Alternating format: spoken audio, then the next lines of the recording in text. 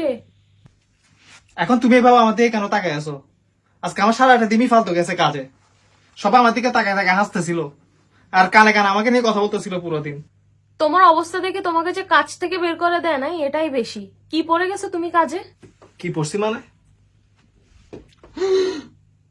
তোমার মান সম্মান তো নাই, আমারটাও নিয়ে ঢুকতেছো। এরকম পুরা পাড়ার সামনে বাইটটা প্যানের সাথে স্যুট পরে ঘরে ঢুকতেছো। আমি ভাবছিলাম বিয়ের পরে হয়তো তুমি ঠিক হয়ে যাবা, কিন্তু বিয়ের আগের থেকেও এখন আরো খারাপ তুমি। তোমার সাথে বিয়ে করার থেকে সিঙ্গেল থাকাটাই আমার জন্য বেটার ছিল। আমার দিনটাও তুমি এখন খারাপ করে দিলা ঘরে এসে। আগে ঠিক ছিলাম যখন অফিস ছিলা তুমি।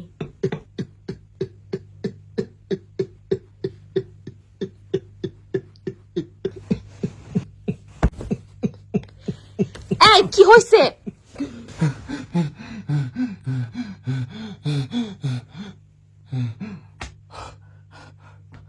জান, আমি একটা খুব খারাপ স্বপ্ন দেখছি।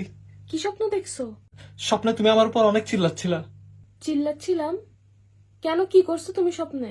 অত কিছু না, আমি জাস্ট স্যুটের সাথে বাইটটা প্যান্ট পরে অফিসে চলে গেছিলাম স্বপ্নে।